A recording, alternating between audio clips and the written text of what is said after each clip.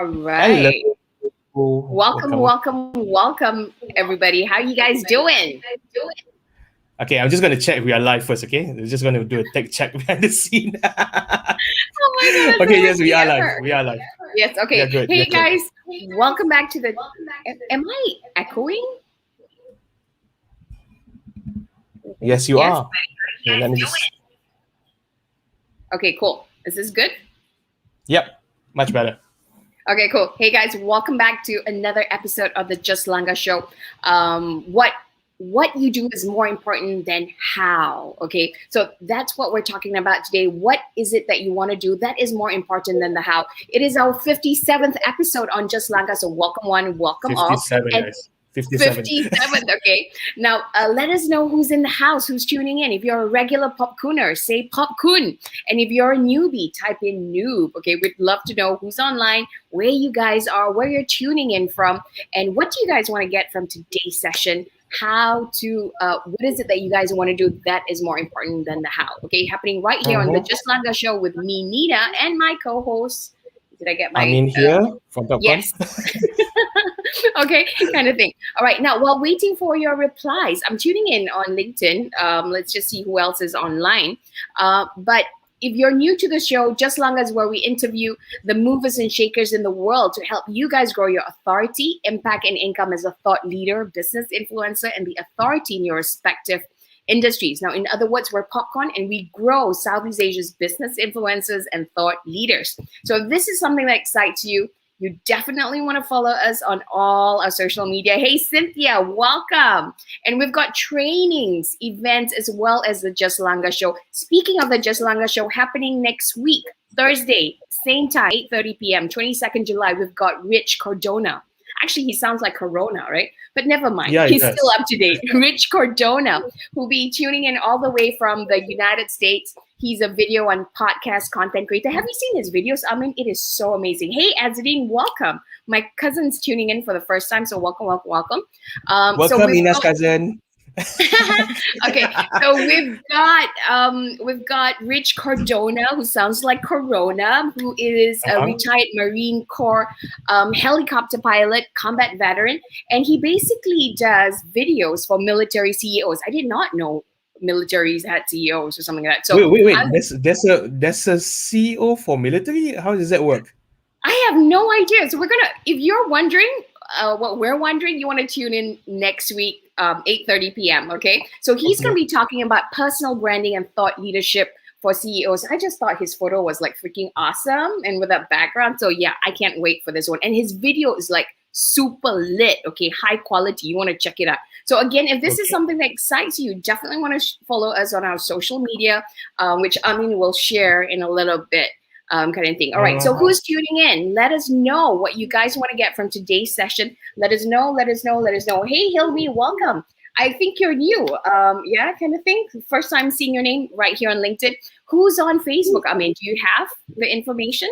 I'm looking at Facebook right now. Not many people in here yet, but I think they'll be coming in a few minutes. All right. Okay, cool. So, I mean, what do you want to get from today's session? Sorry about that. There's some technical stuff at the back end. Let's just have it. Zeph is here. Hi, Zeph. Oh, hey. Which Zeph? I saw Zeph there. Oh, yeah. Zeph's son. Okay, cool. Got it. I have to check it out. Is it on YouTube or something? Okay, cool. So, I mean, what do you want to get from today's session? Hey, Amelia, welcome. You know what I like about tonight's session? Is that this guest that we're bringing tonight, this guest that we're bringing tonight is the embodiment of what Just Langa is about. That's what I'm going to do. I'm like, the moment I hear his story about he just wing it and do it, I'm like, that's the guy that you want to interview. Okay? Definitely, because right? I think we are now living in a world where a lot of people are thinking too much about, how to do things, right? And then after that, they got stuck and they go into this mental paralysis. So I think there's a lot we can learn from this guy tonight.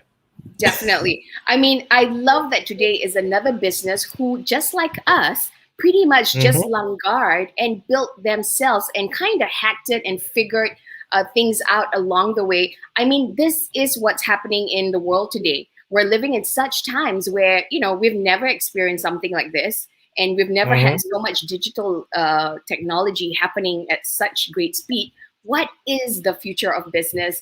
Digital transformation is happening. Nobody knows what the future is. Everything is uncertain. And yet there are certain businesses thriving and finding their way. How? What we blur ones do? Is there hope for us? And what can we do? So that's what I would like to know. What about you guys? What would you guys like to know in today's episode? Let us know in the comment section. So while we're waiting to find out from you guys, what do we want to ask our guests when it comes to building a business during these epic times? Let us know in the comment section, okay? Hey, Rohan is here, by the way. Hi, Rohan. It's good to see you again. I can't see all this, so okay. You know what? Next time I'm probably gonna need like 3 screens so I can see Facebook and whatnot all at the same time. Okay, so the advantage of being a tech guy, I can see all that. How many screens do you have, Abid? I got 1, 2, 3, 4, 5 screens now. Okay, now that is what we call gila kuasa, okay, kind of thing. But this is the future. This is where people are, this is what the modern workstation looks like, right? 5 digital things in front of you. So tonight, ladies and gentlemen, digital transformation is happening. Nobody knows what the future is. Everything is uncertain, and yet people and businesses are thriving and finding their way. What does it take? Would it work for me? What do I need to know? We're going to dive straight into all this and more on Just Selangor. So if you think this is useful, it's going to make a difference to you or somebody out there, then you want to share this post out on your social media, tag your friends, tag your family. You can benefit from this. Let's get every single Southeast Asian to watch this right now so we can all go world class. All right? Can we do that? All right. Let me know. Pankaj is here. Hi, Pankaj. Oh, hey. How are you doing? Hey, Pankaj is here. Atika is here. Rohan is asking, is Amin standing? Yes, Rohan, I am standing right now. Yes, Amin has one of those expensive tables that go up and down depending on his mood, okay? Now, once you guys are done tagging and letting all your friends know, get your pen, get your notebook, because we're going to be leveling up your knowledge by the end of this hour. If you're excited, I certainly am, okay? So, Amin, who do we have in the house today? We have Angelo in the house, right? Okay. Now, believe it or not, Angelo is known as the transformationalist. He sounds like a Transformers, but he's a I cannot pronounce anymore. The transformationalist. How would you pronounce it? I'll get him to pronounce it later. This is horrible. Okay, is that a new word, right? Transformationalist. Okay. You know, I should have known better than to ask Amin to pronounce, because he'll do it worse. I'm so sorry, Amin. Okay. Anyway. Never mind what kind of transformer he is. He's one of the most engaging and dynamic speakers, coaches, and trainers in Singapore. And his specialty is in cultural leadership and professional development of high potential employees at all levels and entrepreneurs. Now, his passion is for creating lasting change by encouraging a mindset of constant improvement and providing the tools and methodologies necessary to implement and support this philosophy. Now, in the wake of the global pandemic of 2020, there was one thought on everybody's minds, which was, what is the world going to be like? This motivated him to start the Future Summit's online project, bringing the world's brightest and most insightful minds to offer a tangible, realistic, and statistically probable vision of the future in multiple industries and disciplines. Now, not just so that one can prepare and capitalize on future changes, but to also preempt possible undesirable situation that makes us obsolete. So in other words, he's helping us not to become Nokia lah, okay? Can do? Now, as a true believer of ignorance is your friend, laziness is not. Ladies and gentlemen, please welcome Angelo Tirhas.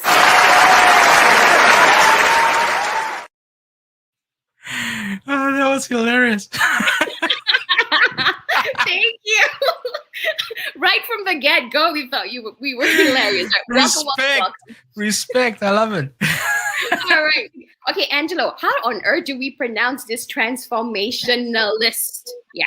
You pronounce it exactly like Amin pronounced it. That was bad.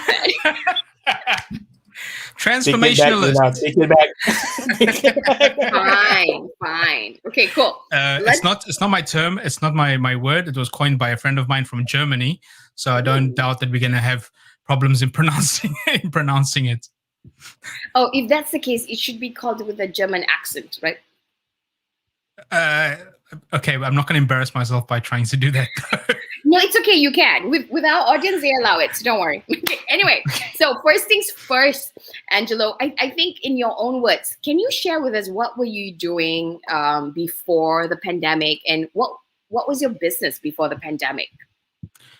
Okay, before the pandemic, I was a speaker and corporate trainer, working in-house with companies, specifically focusing on culture transformation, in transforming the cultures within organizations to be... Okay, now sometimes we don't tell the client what we're doing. We tell them what they want. We say we're going to give them what they want, but then we give them what they need. Okay, yeah. Sometimes they don't really know what they need. So what people need is to be treated like people.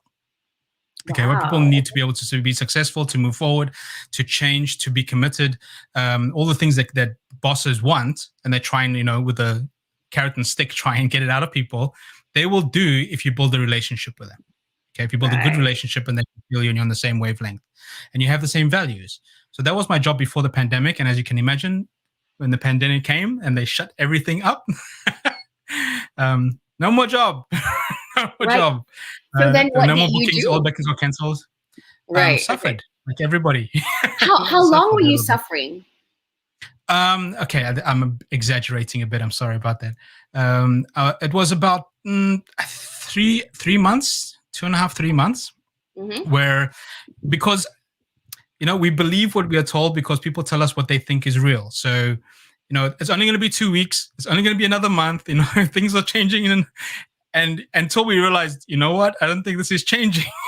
It's time you actually get your butt in gear. And that's what happened. So like most people, I was probably like most people, lying awake at night about 3:30 in the morning.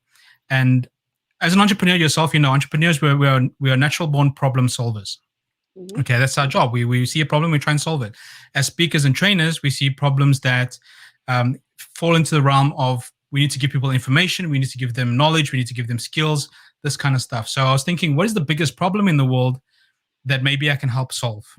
And the biggest problem I saw at that time, when everything was chaotic, was the uncertainty about the future that everybody had, that nobody knows what's going on, nobody knows what's going to happen, what's the world going to look like.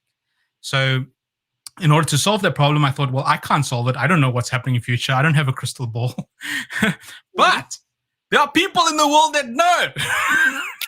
And I've got to find them and let them speak to people. So that's how it all started, Nina. Oh, fantastic. I mean, you disappeared. Right. So, okay, I'm just going to backtrack a little bit. So you kind of waited for 3 months, right? What was going on in your head when, because you said that you were focusing on people. Were you not focusing on yourself and that, where am I going to get money and stuff like that? How were you able to focus out? Well, to be honest with you, at that time, everything felt very temporary. It didn't feel like this was going to last very long. So there wasn't that sense of urgency or need. It's like, okay, just you'll tahan for a while, cut back on expenses as much as possible. And, just go, chong through it. But as it happens, when you finally realize this is not going away, this is not going to change anytime soon, that's where the proverbial hits the fan right inside your head, and you realize, I got to do something. But what? Got it. Okay, so as soon as you figured out that, okay, you don't have the skills, but you do know people who know the skills, how did you come up with an idea of what you wanted to do or what you were going to do? Okay. So a little bit of a correction. I did not know people that knew. I knew that there were people that knew. Right. Okay. Got it. These people existed. They were somewhere out there and we need to find them. And what happened was that because of, we were meeting people on Zoom and Skype because we're all closed inside of our houses. It was lockdown, remember? And I said, well, this is a medium that we've used before to do meetings, with people overseas, et cetera, et cetera. And with my speaking association, we've used it as well, to do meetings when we couldn't all come together. So that's where the idea came from. I had a mentor in the United Kingdom who had done one of these summits before for the speaking association. So I called him up and I said, how did you do it? And he told me. I said, well, How hard could it be? Famous last words. Okay. I like that. I like. Okay. Wait a minute. So you basically didn't know what you were getting yourself into. I had no idea, and it's a good thing I didn't know. Because otherwise you would have stopped yourself, I guess. I wouldn't have bothered. I really wouldn't have bothered. I was like, no way. It's like telling a child, happy first day of school. This is the beginning of 12 years of school and another 4 years of university. Enjoy. Right. Okay. Your life is over for the next 15 years. So then as you got into it, how long did you realize the seriousness of what you were doing? Well, like I said, at that time, it had been 3 months. There wasn't a lot of capital funds available to start something new. So we had to kind of hack a lot of the things. And when you've got this idea in your mind and you've built it up as to what it could be, and you start it up and you start to realize how difficult it is, it's not an instantaneous difficulty to hit you in the face, to hurt, It's kind of gradual, and by the time you realize you're in it too deep, it's like that. Okay. You swim halfway, and you decide, well, I can turn back, but it's the same distance turning back as it is going to the other side. So you might as well just keep pushing along. So that's kind of how it was. To be honest one more question: how did you know what to do in a situation where we don't know what to do? What was your thought process? You know what I mean? Yes, absolutely. And that's part of, fortunately I have the experience of coaching people. And when you coach people, that's one of the questions that always come up is like, what do I do? And the bottom line is, we don't know. I don't know what you got to do, but rather ask yourself, well, how can I find out what to do? Okay. So if you ask yourself, how do I do this? Your brain goes, I don't know. But if you ask your brain, where can I find the information or the knowledge or the experience necessary to do this? Then you start answering a different question inside your brain. And my brain immediately went to, our go-to guru for everything, Google. And I went on Google and I said to Google, where can I find futurists? And that's what happened. I asked some people as well, and I got some really great advice. So if anybody's listening and you want to ever get guests for something, okay, here's something for you. If you want to get, okay, so this is secret, it's a trade secret, okay? Please don't tell anybody except for the thousands of people that are watching. If you want to find somebody to speak about something, go to speaker bureaus. But speaker bureaus charge you a lot of money to get people to speak for you. But they'll tell you who the people are. And then you can find them via social media, via Google, via Facebook, via LinkedIn, whatever it is. And then reach out. Hey, but here's my advice to you. If you ever want anybody to speak about something, find out about them first. Watch one of their videos, watch one of their talks, read one of their articles, something. So when you do contact them, hey, how you doing? I saw this video you did. It was absolutely fantastic. I like this, and this about it. And I'd love to speak to you more. I'm doing this thing, and I think you'd be a great fit. Why did you think of this? Hey, come to me. Why did you think of it before? Because we go straight to LinkedIn and stalk people. We're natural stalkers. Oh, here's another one for you, by the way. There's a beautiful site called Haro, Haro. Or it's called Helper Reporter or something. Have you heard of Haro? No, not Haro. No. Okay, but I Haro's have for reporters looking for people to interview. So you put up a post on there and said, "Hi, I'm doing this podcast. I'm doing this show. I'm doing this event. I'm looking for people that and that site will actually blast it out to all the members who fit that criteria, and then they get back to you. Oh, that's awesome! Thank you. That's a really good tip. You want to learn? Yeah, definitely. Okay, so definitely first step in doing something in a time where we don't know what to do, go to Google. Actually, you're right. I always Google. That's like the guru of all guru. Yeah. It's the mother of all gurus. It's the mother of all gurus. Okay, so you Google your... Guru's a female. I love it. Actually, that's a good title of a talk. I Googled myself to success. Oh, okay. Ooh, right? That's a good one. I like that. That's a good one. And I already gave you another future. Yeah, kind of thing. So as a result, what did you ended up organizing? Okay, so it was absolutely incredible. Now, this is the thing. This is what happened. My idea wasn't to do a lot of things. It was just, I wanted to create a summit for futurists to come together and speak about what they think the future is going to be like after COVID. Okay. But as I was getting people and speaking to them and getting to meet these amazing people all over the globe, PhD people, best-selling authors, they were all from certain domains. Okay. Some of them were from education. Some of them were from tech. Some of them were from business. And I thought, there's just too much information. Maybe we should split this up into various summits and do them specifically: the future of education, the future of business, the future of HR and work. And that's essentially what happened. So my first summit was, I think, 22 people.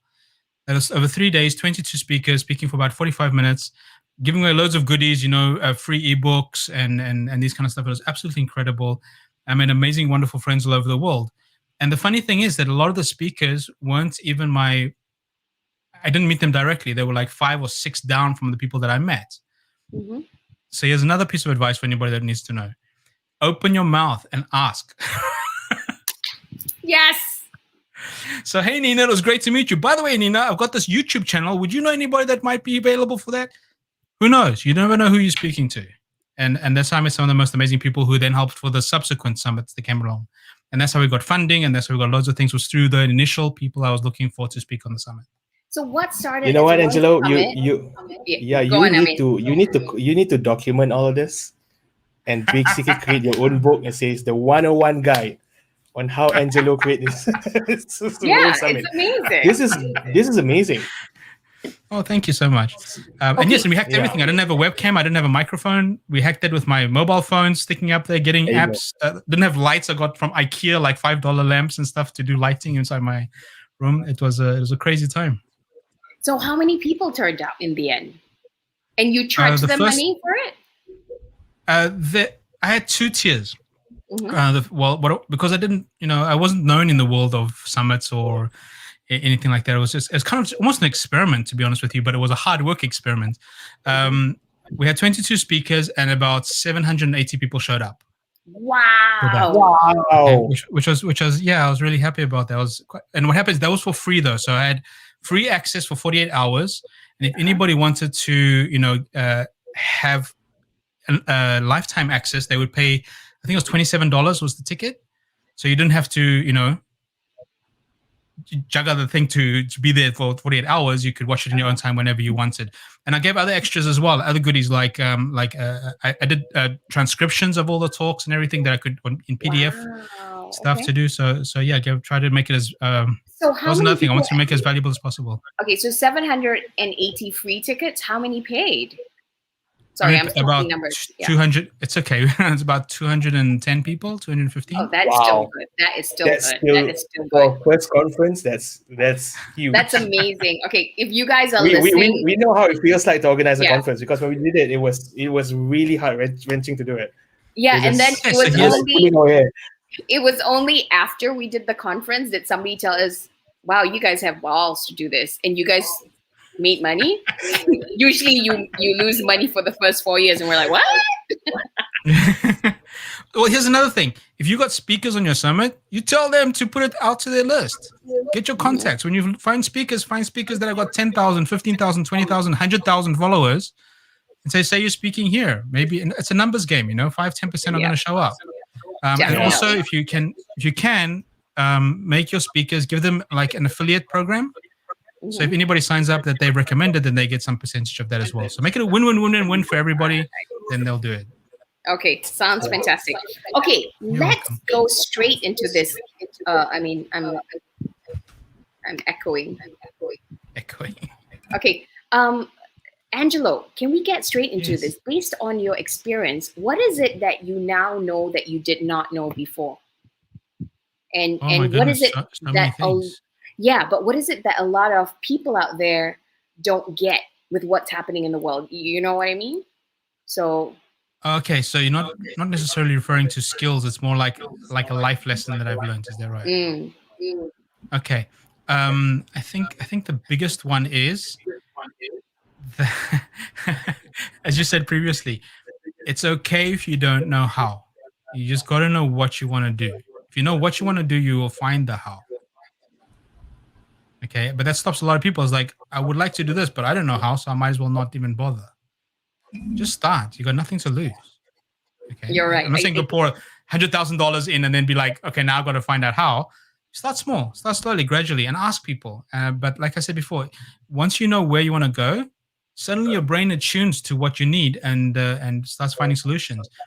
Ask yourself the right questions. Don't say, I don't know how to do this. You ask, how do I get to know how to do this? Right. It's a totally different question. You get totally different answers. Actually, you're right. Because our subconscious actually works to solve the problem. But the important thing is to start asking the question in the right way, and then it somewhat solves itself, right? Yeah, give it the right problem to solve. Yeah. Okay. So a lot of people seem to think there's no opportunity in business right now. Do you think this is true or false? What do you think stops people from actually doing something? Oh, yes, I think this is absolutely false. Sorry. Okay. I think this is absolutely false. And I think I did a speech about this a while ago when I talked about the transformation in general, in that everything's been changing in the world since the beginning of time. Everything has been changing, from the Stone Age to the Bronze Age, Iron Age, to industrial revolution, technological, everything changes. Okay, so in your mind, you should stop thinking about this is what I do, this is what I am, and this is all I am, as to how can I best create myself to change when the change comes, or even before the change comes.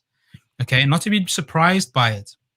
And what stops people is because their map of the world or reality is now not the same, and you feel like you've lost your foundation because you've put everything in that space. So, for example, many years ago, there were people going around the streets selling ice, and then they invented the refrigerator, and they were out of work. So things like that. So what they could do is they could either become, if they still want to be in that field, they could become a refrigerator salesman or a refrigerator repair person. Okay, so now, for example, a lot of things have changed on the way we do things. Things have gone online. So how can I adapt to this online world? What can I do that might be related to my skill sets, that's transferable, might not be exactly the same, but that can be utilized in the space as well. So I think that is it. But it's hard, Nina, because we are creatures of habit. I know, and it's so natural to be sticky to something, right? To be fixed to something. And to a large degree, it's not even our fault, because have you heard about the monkey brain? No, monkey brain. Amin probably knows monkeys. I mean, sorry, I didn't mean that. I'm so sorry, Amin. No, because I know a lot of monkeys. Because in my team, there's a lot of monkeys too. He's talking about me. Okay, tell us the monkey story anyway, because Amin told me another monkey story, so now we have more. Oh, well, some people call it monkey brain, some people call it lizard brain. Essentially, what it is, it's I think it's called the medulla oblongata in your brain, the part of your brain, and so that's why I call it monkey brain, because it's too hard to pronounce. It's the only job it has is to keep you alive. That's its only job. Nothing else is to keep you alive. And how it works is it thinks, I've done this before and I'm not dead, therefore this will keep me alive. So the moment you give it something you've not done before, that part goes crazy and does everything possible to stop you, because it doesn't know whether it's going to kill you or not. It doesn't have that experience. Okay. So it's like a defense mechanism of self-preservation, whereas you say, okay, well, the world's changed, I've got to do something different. That thing goes nuts. It goes, what different? How different? Dangerous different. Yeah. So it'll start creating excuses for you, No, you can't do this. No, you don't know this. No, you're not strong enough. No, you're not big enough, knowledgeable enough, etc., etc., etc., etc., etc. And you'll talk yourself out of doing it because it's different from what it's used to. So it's a genetic thing. It's a biological or natural self-preservation mechanism, and to get through it is something we call the terror barrier. The terror barrier. It's beginning to sound like a science fiction movie, medulla oblongata and the terror barrier, kind of thing. But anyway, yes. It's a real thing. Look it up. Yeah. I know. It's part of the brain, the medulla oblongata. Well, it's part of the... Yeah, but the terror barrier is the space between your conscious and your subconscious mind. To put a new thought into your subconscious mind, to make it believe that it won't kill you, you have to get through this terror barrier. Have you never heard the phrase where people say everything you've ever wanted is on the other side of fear? I can't remember. Have you, Amin? Okay. I have. Yeah, our version is you got to walk through it and then you'll find it. Okay, so everything you've ever wanted is on the other side of fear. So once you get through the fear, you'll have everything you've ever wanted, because that's the only thing stopping you is that fear, and the fear is usually not even true. Okay, got it. It's a long answer to your short question. I'm sorry. Okay, I mean, go. I have a question right now. So when you started this, how did you overcome your fear, and what was your fear? It's a very beautiful phrase. I don't know if you use it in Malaysia. We use it in Singapore a lot. It's called bopian. What? Mopian? Bopian. Oh, what does it mean? No choice. Die must do, you mean? Die must do. No choice. I didn't have a choice. I didn't have work. I had to find money.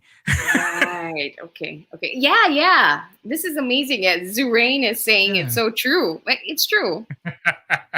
I think by the time we did our conference, invention, right? We already got ourselves in, right? We didn't have a choice.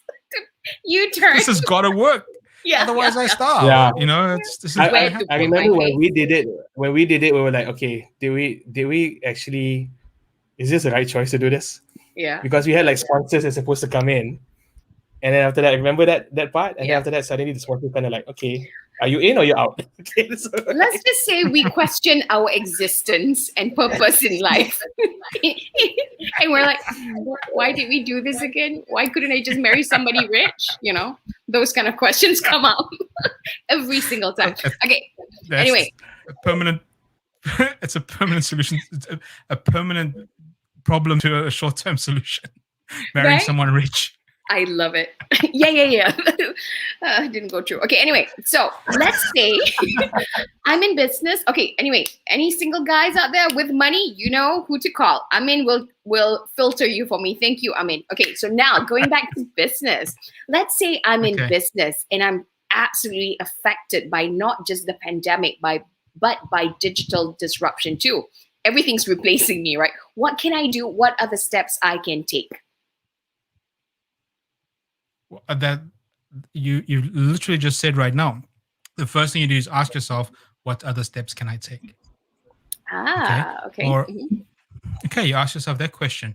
Or like I said before, I can't give you answers. I don't know what you're doing. Everybody's different. Everybody does different things. But get onto Google, see what other people are doing. Become a copywriter, you know? It's like, see what people are doing, copy and write it down. Copy what they're doing. Because people have got ideas. Things are coming up. New inventions are happening. And, get inspired. But ask yourself the right questions. So digital disruption is coming. Here's another thing for you to consider, okay? Just in case, a friend of mine said this to me a while ago, and I thought that's very interesting. He's in the military. Now, I know next time you've got a military fella, so you can ask him about this. Okay. That guy looks awesome, by the way. I don't want to miss that. Ooh, okay. Come. So in the military, there's a military strategy that speaks about the enemy and says the enemy's greatest strength is also their greatest weakness.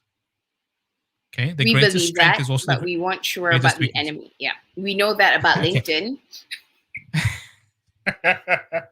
So I'll give you an example. Today we have this digital world, internet-based world, etc.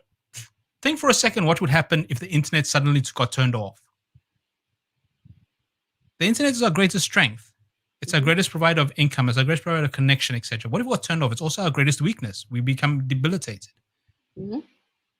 Okay, so if you can find something that is able to compensate, not necessarily for the internet, okay, it's a big thing. That's a huge, huge thing. But think about other situations where people are leveraging everything they have or most of what they have on a certain presupposition that something's going to last forever, and consider what would happen if that no longer exists. And if you could leverage on what's going to happen afterwards, then you will definitely be onto a winner. Like, for example, remember it was MySpace.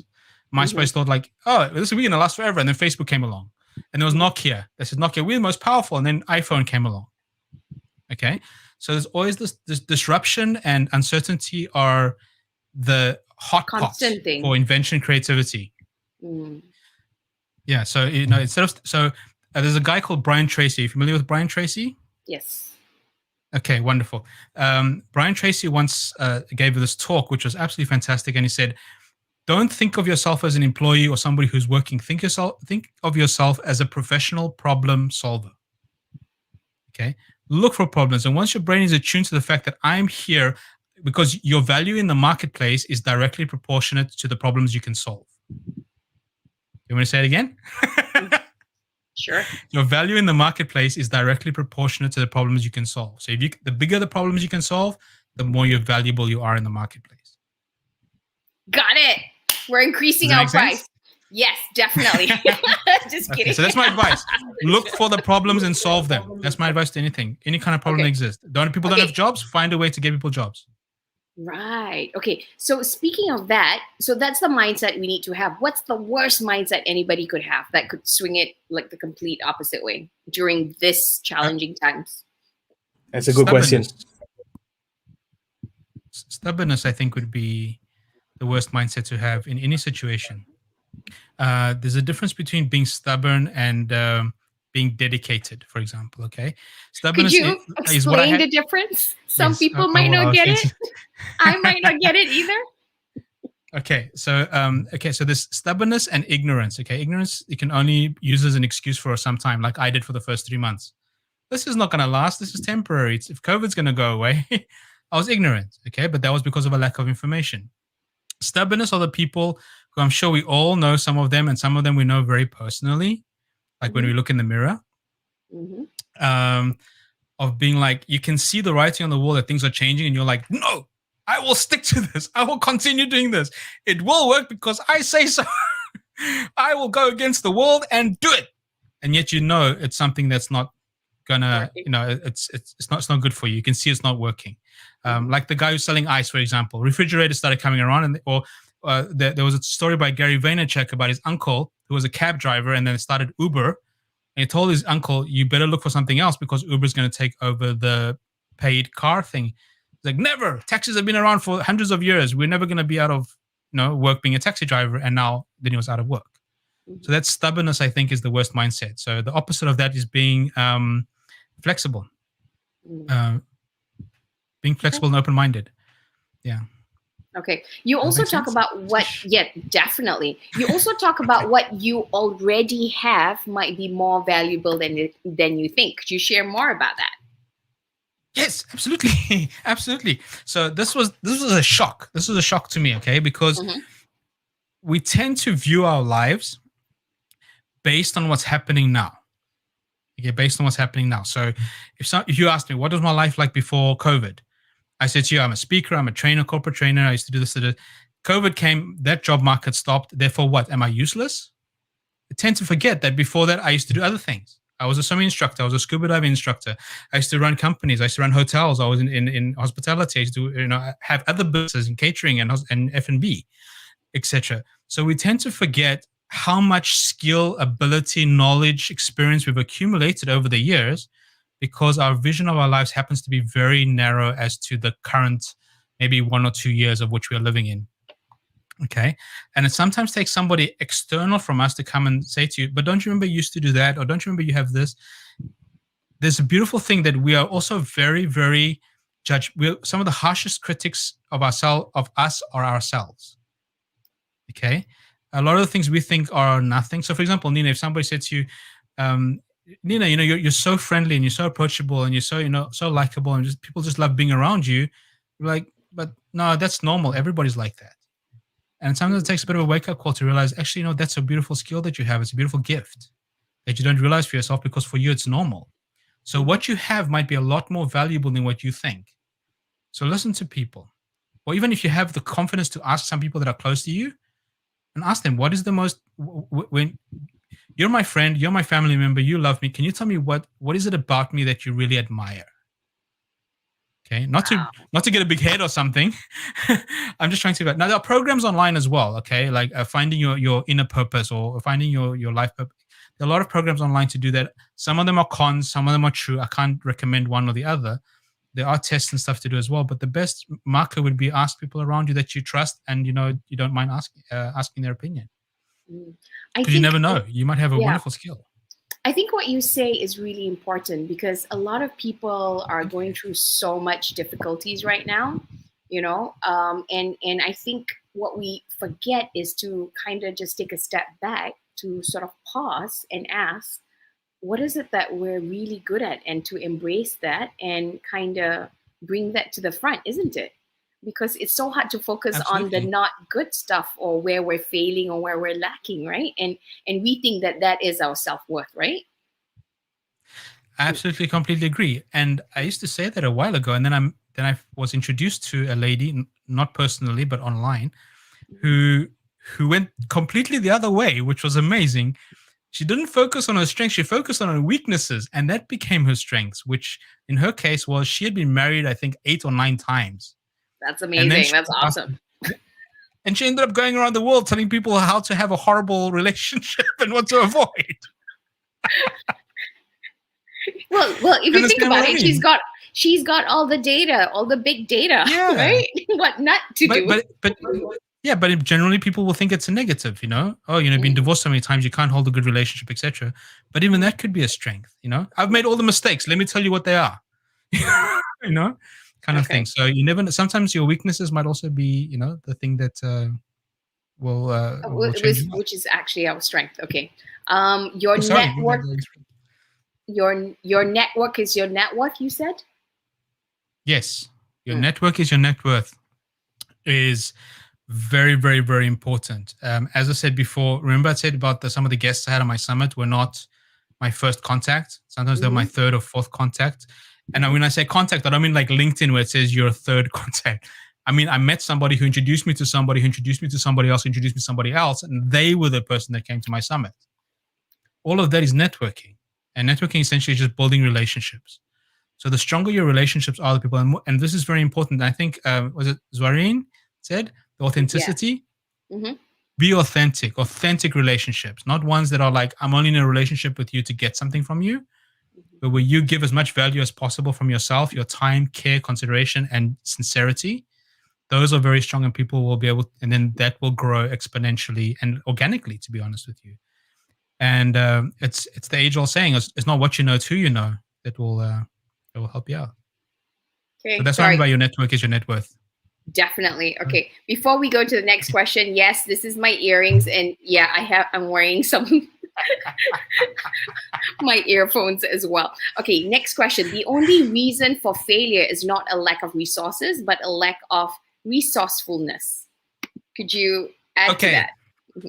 Yes, I can. Actually, that's not mine. Okay, from Tony Robbins. Okay, Tony Robbins said that. We tend to make a lot of excuses about why we don't succeed.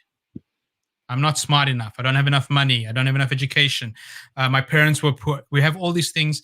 And yet when we look at some of the most successful people in the world, they came from even worse circumstances than ever we did. Some of them were immigrants to other countries with like no money in their pocket, and yet they became hugely successful. Now, the only thing that separates us was that they were resourceful. Okay? So it's like, I didn't succeed because I didn't have enough money. Okay, so how could you get money? I didn't know the right people. So how do you get to know the right people? It's finding the resources. And what we don't realize is we in and of ourselves are an incredible resource as we are. Okay, we have talents, skills, abilities, and characteristics that can be used to our advantage in so many different ways if we are willing to recognize them and then explore that further. Okay, so for example, if you're friendly, if you're the kind of person who really cares about other people, that's a beautiful resource to have, because if people feel heard, appreciated and valued, and feel significant, they will become very close to you. They'll be very strong. You'll build very strong friendships in that network, as such. And I said before, a lot of the people who came onto my summits were through recommendations. Who I would never have possibly been able to connect with otherwise. Definitely. So yes, I mean, if you don't have something, your job is not to have something. Your job is to find out how to get it. After what you said, I'm looking back to it's good to have this kind of reminder from time to time. And I'm like, you know what? I need to talk about resourcefulness in my module. So it's just resourcefulness. Okay. Yeah. We forget to include that. You're right. We forget to include that. Yeah, because the only difference, actually, to tell you the truth, the only difference between me and somebody else is I go to Google and ask questions. Yeah, like terrific resource. Terrific resource. Amazing. Exactly. Okay. It's like the power of just Googling things and finding out information from there is. I feel as a trainer and as a consultant, right? Our job is actually to put the pieces together, and all we need to do is just to Google this up, and then we can make money from it. Yeah. That's how I see it, right? If you take a look at it, that's what trainers, coaches do. We take all this information from Google, we put it all together, because people are just not. Again, this is an assumption. Yeah, they don't want to take that extra step of just researching and finding the answers. Well, that's what they pay us for. We do the work for them. Yeah, exactly, right? that's what we do. It's a fair exchange. Because it's effort, right? It is. I'll do the work for you. You pay me for my effort. But also, sorry. You're absolutely right. And this was another thing. Part of my transformation program was there's a focus on stress. When we are stressed and worried and concerned and anxious and all these kind of things, can you imagine the last time you felt that way? That you felt, like you said, during the pandemic, how did you feel when you felt you had no job, no prospects, everything was looking bleak and dire and everything? The thing that made you most fearful, remember what I said about Bopian, no choice? Mm-hmm. Okay, the feeling that you have no choice is the most debilitating feeling in the world. Resourcefulness is the mechanism that gives you choices. Wow. Does that make sense to you? Yeah, okay, totally. So for example, yeah. So I'm worried because I don't have a job. If I gave you 5 job opportunities right now, are you still worried? No, because you've got options. Mm-hmm. And that's what it is. Resourcefulness is the mechanism that brings about options and choice. So it sounds like... Go on, Amin. I just want to say this because I think I kind of relate to what you said. I think one of the most things that I'm grateful about this pandemic is that it kind of like pushes us to do things that we never thought that we can do. We never would have done this if it's not because of the pandemic. I would say kick your butt. Kicked our butt. Doesn't push us, it kicked us in the butt. Our first episode was like the suckiest of the suckiest episode that could ever be on Earth. The third one was the worst one. Because I remember the whole, there was no mechanic, right? Everything was just all over the place. The first 3 were sucky, okay? Yeah, the first 3 was, yeah. Okay, so it sounds like you just gotta hack it, you just gotta crash it, and you will learn along the way, and you'll get better and better. It's not about waiting to be perfect and getting it right. It's about learning by doing. It's about doing it. Done is better than perfect, yes. Yeah, in this age. Speaking about what's happening right now, I guess a lot of it is to do with mindset, would you say? Everything is mindset, yes. Okay. And it's about testing, because we don't know until we start testing, and then we can see, right? Yeah. Yes. I think a great analogy I always share with people is like driving at night. The lights, you don't have the street lights. You turn on the lights. You can only see as far as 100 meters. And then once you get to that 100 meters, you see another 100 meters. And that's how you figure out, and the maps kind of put things together. Hey, Afzan, right? So it's kind of like that, right? In this day and age. It's definitely kind of like that. But may I add just a little bit to that as well? Mm-hmm. If you had somebody next to you in the car that knew the road very, very well, you'd feel a lot more confident going down that road as well. Yes, you're right. Okay, so it's by driving on that road. Driving on that road and getting a person who knows the map and the way. I love that. Thank you. That helps cut the short. Okay, Amin, any questions?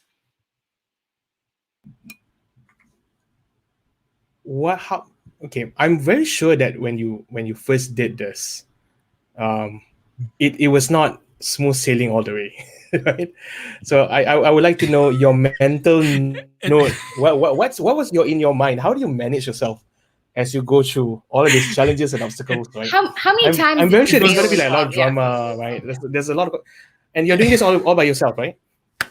That was a one-man show. Yes, I was absolutely a one-man show. There you go. Yeah. So I'm not going to go through the list of things that need to get done. It's a bit crazy, and it was not smooth sailing any of the way. Not even half the way, any of the way, all the way. I was uploading videos 5 minutes before they had to go live. That sounds like normal. Okay, don't worry, we know that. and that's exactly it. But I think we mentioned it earlier. Is ignorance? Ignorance is your friend. Laziness is not. Okay, I think I said before. It's good to be ignorant so you don't get overwhelmed by what's coming or what has to happen. But as long as you know for yourself, you've not been lazy, you've tried your best, that's all you can do. And my mindset was, I'm awake 20, 22 hours a day. There's nothing physically there's literally nothing else I can do to make this happen further. It's the laws of physics. It can only upload at this speed. It can only happen at this speed. I love There's that. nothing I can do about it. Okay. And my mindset was this, I don't know. I don't want to use profanities on your show. But I said, I'll ride the crap storm. Yeah, you're allowed to. I'll ride the shit storm when it comes. That's what I was thinking. Shit is actually polite. So you can go. It's very polite. Yeah, we've had so as I said, that was the mindset. Okay, if the shit storm comes, I'll ride it when it comes. Because there's literally nothing else I can do. But rather than give up, because the chance of it coming is very slight. Actually, we worry more about the presupposition of things than we do about things that are actually going to happen. And you know what we learned? We learned that when you go live and it's that attitude of you're doing your best and you're giving your best for people, and then when things f up, they love you more somehow. Yes, I wanted to mention that. Yes, you're absolutely right. You said earlier about you just need to push through and do, but this is very important. Don't fake it. Don't fake it till you make it. That's the worst advice. Be authentic. Say, dude, I just screwed up. I'm so sorry. I forgot to push record. I forgot to turn on light. And people see your humanity and they can relate to you. Yeah. And that's how you build relationships with people. Because, you don't want to be so polished that people think, you're not in the same sphere as them or on the same realm, but you can't relate to what they're saying. So you're absolutely right, Nina. That's a really good point. Yeah. So that's one of the reasons why we called the show Just Langar. So we give ourselves permission to F up, because we knew we had such high standards, it would have slapped us. We would have slapped ourselves right, left, and center. Yeah. Also, another thing very important to remember, the mistakes that you've made, most people wouldn't have even noticed. So true. So true. That's very true. That's also very important. Yeah. Unless you out yourself. Yeah. So yes, Angelo, I was specific. Sorry. Go ahead. Go ahead. You're finishing. I was going to continue with the train of thought. To be honest, it's fine. Okay, cool. Now, I want to ask you the most important question, because you've been creating all these summits and they're all about the future. And I keep asking most of our speakers, since you met all these digital prophets, what is the future? Could you tell us? What would be the future? Same line with this. I was about to ask that question too. Okay, so what is the future of business? How can we? Okay, let me get the question. Because you are now a futurist, because you hang out with them, you basically come from the future. In terms of the future, what do you think the future of business would be? What do you see? Where do you see the opportunities for companies and individuals, and what can we do to best prepare for it? That's a really, really huge question, because many sectors and environments are different. So if you're in the education business, it'll be very different than if you're in the tech business, or if you're in the manufacturing business or anything like that. So there are some variables involved. But having said that,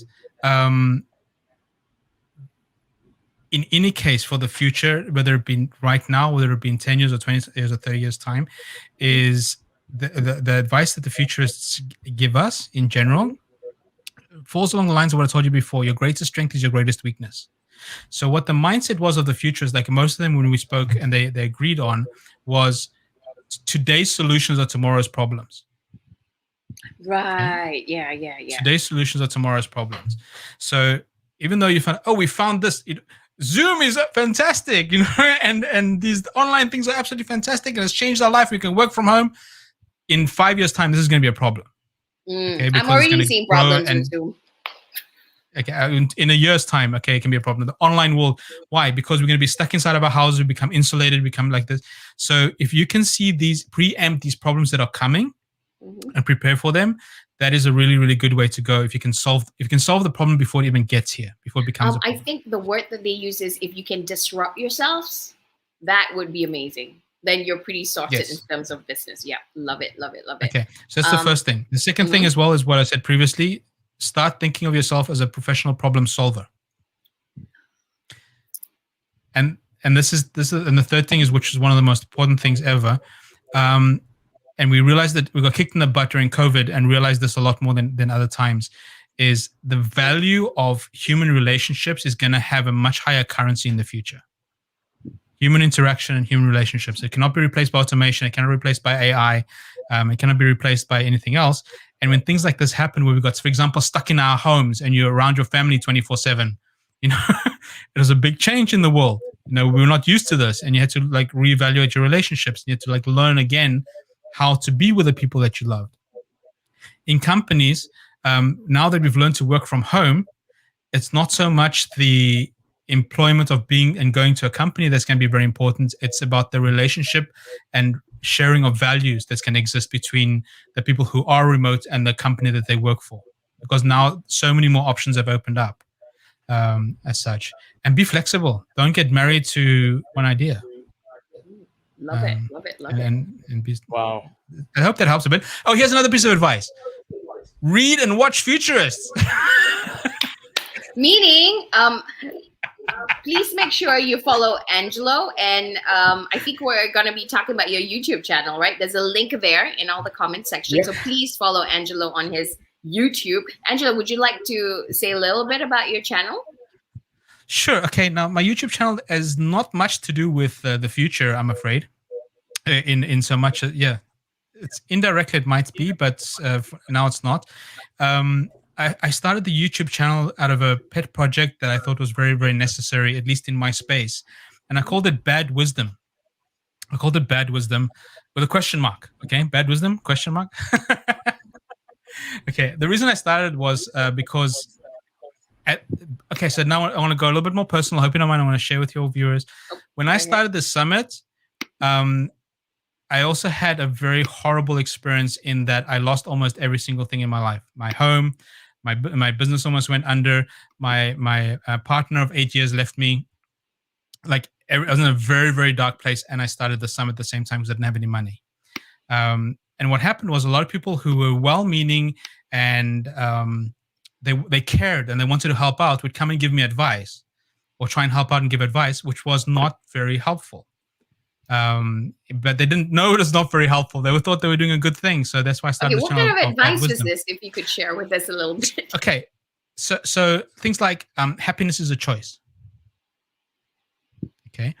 When you're going through depression and you've lost everything in your life, and you feel like you're a loser, you're not worth anything, you're not going to make it, and you can't make the right decisions, and somebody comes to you and says, well, you can't even choose to be happy, then it's like another slap in the face.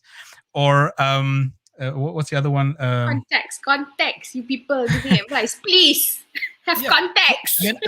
And what happened was when I started speaking to people about this, they would give me more like, I deserve or you deserve respect, or you deserve better, without even evaluating if the person does actually deserve better or does deserve respect. Are you acting respectfully? Do you treat others with respect? So we say these things about about people and trying to build them up. Or you can achieve anything. Can you achieve anything? Yeah. Really? Or are you setting somebody up for failure?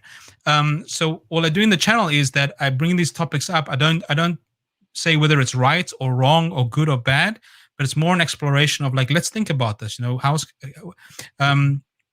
give an example. I did another summit on meditation, miracles, and manifestation, and there was this huge thing about.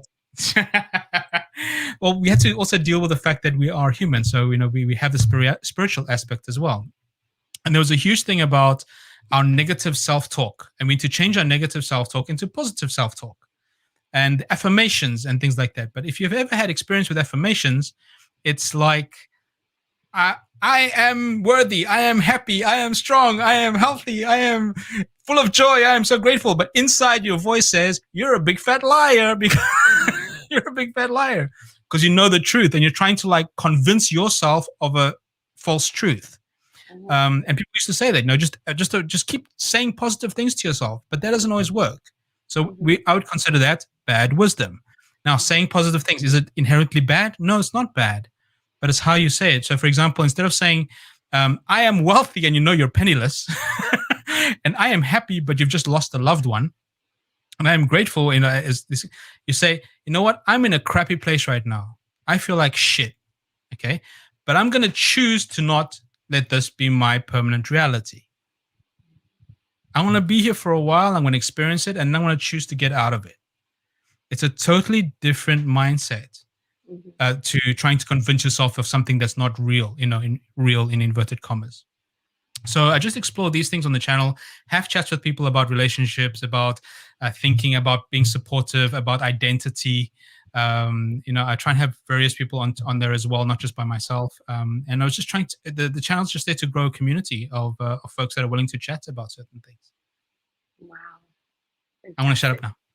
Hey, I'm just going to share the channel. This is the channel, guys. Go and subscribe to Bad Wisdom.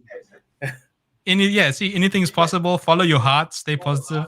Yeah, follow your heart. Isn't that a great one? People say, just follow. This is an even better one. There's one over there that says, just be true to yourself. How many times have you heard that?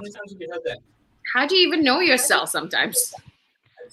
Okay, so what does it mean, be true to yourself? I mean, Hitler was true to himself. Jeffrey Dahmer was true to himself. Is that good advice to give somebody? Be true to yourself. What if you're an asshole? Well, then, Houston, we have a problem. Do you understand? So is that really good advice to give somebody, just to be true to yourself? Rather, why don't you have a good look at yourself? Why are these things happening around you? Might you have some responsibility in that? I mean, the just longer, we may need to put an asterisk there. yeah, we need to. I think so too. Or do first thing later, we have to put an asterisk there. We need Use with caution. Right? Because disclaimer. Yeah, we have some people who just crash it, and then we're like, "Oh, I'm sorry, honey, that's not meant for you. That's meant for the overthinkers. For you, don't do that. You gotta look at your data and slow down." But that's after they've done it. They crash. Yeah, I think we need to start having like some form of terms, condition, or disclaimer. I don't know. We need to figure it out. But either way, definitely it pays to process. Oh, still, there's a hashtag. There's an asterisk there. There's an asterisk there. We need to have that. Okay, just in case. That's it, Angelo. You gotta interview us because we gotta start putting asterisk. I was literally gonna say that I'd love to interview you and speak about stuff, and I'm trying to have reactions to other videos as well and see what people say about it. Like one of the videos of this says age is just a number. We're reacting to the fellow who's 80 years old and is a runway model in China. And the guy I'm interviewing is 65 with a biological age of 45. So these are people who can give advice that might be true because they're living examples of what they're doing. So I'd love to interview you now. That'll be a wonderful, wonderful show. And you too, I mean, actually, to be honest with you. But together, I think it's a bit of a double whammy. I don't know if I can tahan that one. You can tahan that one. You try lah. Then only you know what, huh? You have to langgar. We have a question though. We have a question from the audience. Pankaj is asking a question. Oh, okay. Hey, Pankaj. This question is, Angelo, what motivates you? Yes. Pankaj is tuning in from India, by the way. Hey, Pankaj, respect, bro. What motivates me? It's okay. I'm trying to make a big concept into something small just to be understood. What motivates me is a story I heard by, if you know Les Brown. Les Brown is a famous American speaker. Les Brown. He spoke one time about. You love Les Brown, me too. He's pretty awesome. And he spoke about this concept of what if every year every single human being had to show up in front of a tribunal and justify them being able to receive life for another year. What would you say? So if every year we had to justify why we should be alive for another year, would we have something to say? So that's what that mindset motivates me. Otherwise, we're just wasting space and wasting air, essentially. Being alive, just existing, living in meaningless existence. So essentially what motivates me is my search for meaning. For myself. It doesn't have to be for anybody else. As long as I feel myself, I've played a part, I've helped people, my time on earth made a change in some way for the better. You already do. So Angelo. Bless you. Yeah. So that's my motivation. Thank you very much, and you guys do as well. So thanks for the excuse. Yeah, we had to. Thanks for the question. Excuse, sorry, question. Thanks for the question. Conceit ourselves into thinking we make a difference. And that's what I'm saying. You just have to tell yourself that you did the best you can to do the best you can with what you have. Yep. Yeah. It doesn't have to be great. You don't have to save the world. You don't have to be Gandhi or Mother Teresa. You might just have to be a good mom, or a good dad, or a good neighbor, or a valuable member of the community, or somebody who just picks up litter. It doesn't really matter. I think you're right. The thing is, a lot of people are playing like big games. They think that you have to be like the superhero who saves the world, but actually being, a person who picks up trash is still making a difference, isn't it? May I tell you a story real quick? It'll take 2 minutes. Yeah, sure. They definitely want to hear. If you're familiar with the space program that happened in the United States when they were trying to get a man on the moon, President John F. Kennedy came to the space station and was speaking with all the heads of NASA. At some point, he needed to go to the restroom, so he left the room and he went down this alleyway, and he met this lady that was there, and he goes, "Hi, I'm President Kennedy," and she says, "Well, I know who you are." He's the president, and he says, "Well, what do you do here?" And the lady replied to him and said, "I'm part of the team that's putting a man on the moon." And she was the janitor. She was the lady who was mopping the floor. Just because she was mopping the floor, she still saw herself as part of the team that's putting a man on the moon, regardless of the actual job she was doing. It's a holistic point perspective of certain things. So if we can see ourselves, whatever your part is, your small part is a part of the whole. Mm-hmm. Whatever it is. Some people have got a bigger part, some people are smaller, but doesn't mean it's any less significant or important. Mm-hmm. Okay? Everyone is playing a part. You're right. Love that. But the problem is that we compare. We compare ourselves to other people. And that's what causes a lot of sadness, actually, to be honest with you, is when we start comparing. I'm not doing as much as them. I'm not as good as them. I'm not as fantastic or as rich or as impactful or as influential, whatever it may be. But you can still have your own path. Mm-hmm. Love it. Absolutely love sound it. Too philosophical. I'm sorry. No, I think too chima. Okay, whose Facebook user is this, Pankaj again? Oh, thank you. This Pankaj, yes. Oh, love your voice. Thanks, Pankaj. Brilliant advice. Very kind. There you go. You've got a fan in India. You can follow him, okay? On YouTube. Make sure, okay? Thank you so much. All right. So it's been great. Yeah. Okay. One more question. What's next for you? Okay. What are your plans? Last one. Remember what I said about being flexible? Mm-hmm. It has been put to the test recently, I can tell you. I was hoping to leave Singapore. To go somewhere else. I had this inspiration to just take 6 months or a year and go and sit on a beach somewhere or do whatever necessary. But the harder I tried to leave Singapore, I got vaccinations, I got everything I could think of. I couldn't leave Singapore unless I go back to Europe, where I have a passport. I'm a European citizen. Every other country would not give me a visa to go to their country whatsoever. Having said that, an opportunity has come up for me here in Singapore to help with a project that's just starting off here in a startup, a software development startup, and they want me to create training for them in that, and it's really, really exciting. So I'm focusing a lot of my attention over there, as well as doing my YouTube channel. And my summits have not stopped, but they're not going to be as frequent as last time. Mm-hmm. So right now I'm in that space, which is, again, something brand new. I've never been in the tech space of creating training materials for software, which is Singapore is amazing, by the way. There's so many software companies that are doing incredible things. People don't even know they're based in Singapore. So my eyes have been opened up and I'm learning new things, So I'm like a kid in a candy store at the moment, with all this. That sounds fantastic. Really cool stuff happening, yes. All right, okay. And I get to meet people like you. Awesome. It's amazing that our people have been really quiet, but they're definitely absorbing and taking it in based on tonight's a bit deep. We're going deep tonight, I think. Yeah. Team. It's a deep conversation. Tonight. Yeah.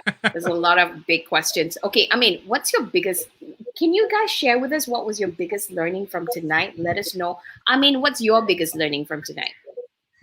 Wow, I don't know where to start. I think there's a lot to consume tonight.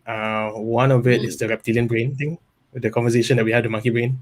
Oh, okay. The medulla oblongata and the cerebellum. Yeah, I think the ability to become resourceful is something that's a good reminder for me.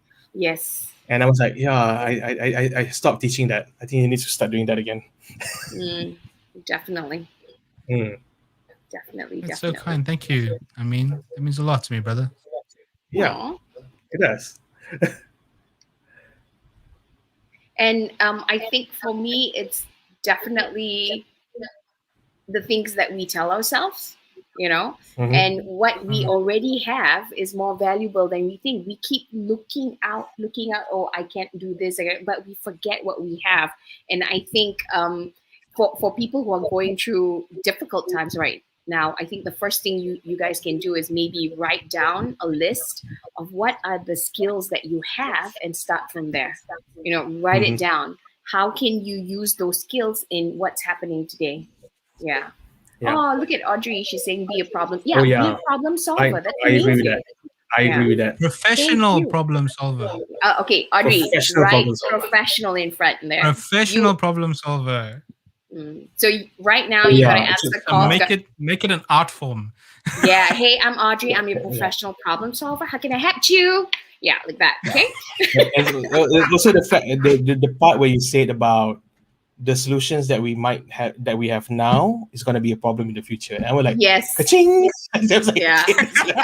And Michelle is saying it right now. Today's solution is tomorrow's problem, and how self-disruption is. I mean, can you open that, because the font is a bit small. I need more screens.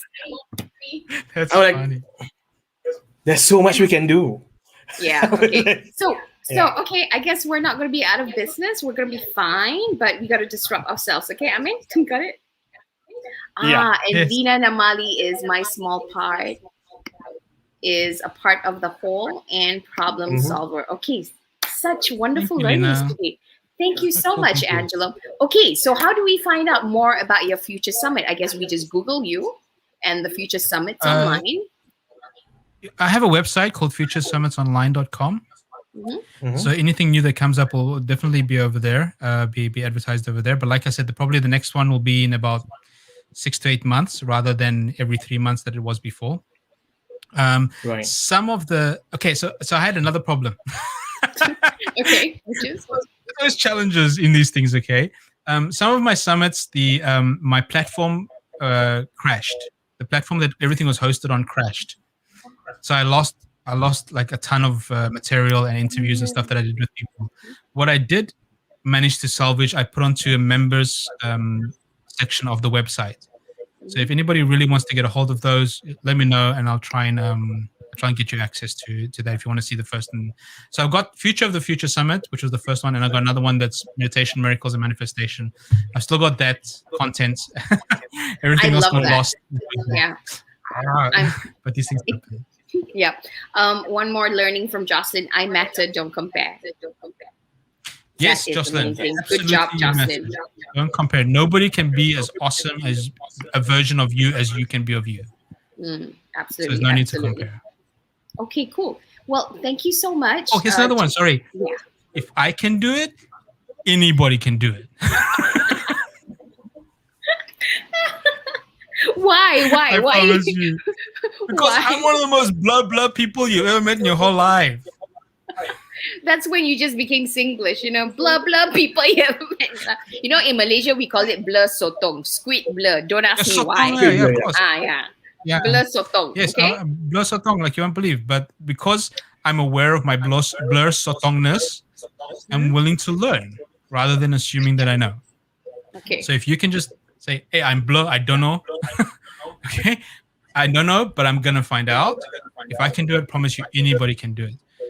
I designed everything. I designed the websites. I created the websites. I created the flyers material. I did all the graphic design, the logos, the everything, video editing, production, everything I learned how to do with what? Google and YouTube. Okay, Okay, guys, you have no excuse. That's all I can say. Okay, and with the University of YouTube. Yeah. Okay. I'm just gonna say this to all our students right now. Shame on you.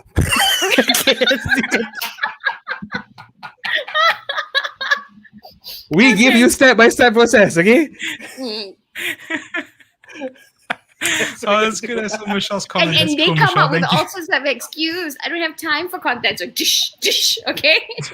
And look at this man. Look at this man, okay? I graduated. Okay. No resources. Right? No money. Blur, everything. Got down. Got kicked out of the house. You have no excuse. The worst of worst. But you know what? YouTube University saves his life. Yes. There you go. And I didn't get kicked out of my house. I had to leave. I was living in JB and I had to leave. I had to come back to Singapore because of COVID. No, and on top of that, he got bad advice. Don't forget, bad advice can send you the wrong way. Jeez, okay. This is like a Hindi movie already. Babe, Pankaj, please tell some directors in India. I got stabbed and walked for days. Oh my God. Okay, no excuse. Okay, people. Seriously. Excuse. Oh, you know what? Maybe we can come up with training where we scare people into what's that Chinese word you said? Bo pian. Yeah. Hokkien. It's a Hokkien phrase. Yeah. So if you guys, B-O-B-I-N. Yeah. So if you guys are not learning it, maybe we need to start a new task force where we bo pian people, where we kick you out and stuff like that until you get results. Okay. You don't want us to start that. Okay. But that's experiential learning to the max. If you'll allow me to add just a little bit more to that, because it is very true. When you say no complaining and no moaning, you have to complain. You have to moan. You're a human being. It's how your brain works. The danger is staying there, though. Okay? If you can complain to the point that you realize how ridiculous your complaints are, like people who complain about the government. Hey, I stopped complaining about the government. No. Once upon a time, he was a keyboard warrior. Not even warrior. He was a keyboard jihadist. Unless you're a super activist who's really going to take a lot of action to do something and change things for the better, sitting with your friends drinking beer and complaining about it is not going to make a difference to anybody. You're right. So complain. Say, this sucks. This is horrible. I wish things were different. And then eventually you'll realize, actually, things are not going to get different. I need to change something to make them different. Yeah. Such a good so you have a buffer period where you're allowed to complain for a while. I think next time we say, okay, buffer period, download complaints. Okay, time up. We're moving. Right? You guys are hilarious. We should have done this ages ago. Okay, but we just met, right? So yeah, no. Okay. See, but thank you so much. Thank you. Thank you for teaching us. Why don't we just close the session and then you just talk about it? We just leave Angelo here and then we just end it. How about that? Leave me here. We just All right, cool. So thank you so much, guys. We hope that that's such a useful, such a wonderful episode today with loads of gems and stuff like that. Very deep and very chillax at the same time kind of thing. So just want to share with you guys what's happening next week is Angelo is going to tune in because we've got this cutie pie of an ex-army guy who's going to be, who's a video and podcast content creator for military CEOs. So he's going to be talking about personal branding and thought leadership for CEOs happening next Thursday, 8:30 p.m. on Just Langar.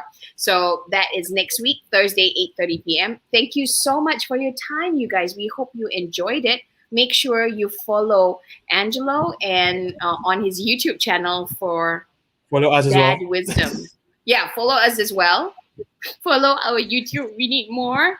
Yeah, and yes, please. And Telegram, kind of thing. And we'll see you, kind of thing. So this is me, Nina, signing off, and I'm signing off as well, and Angelo.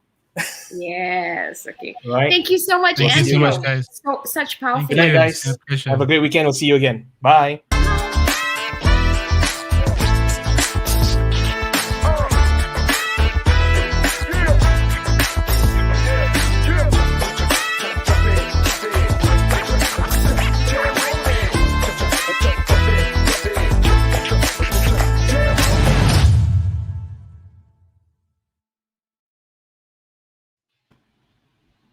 That's so cool. That is so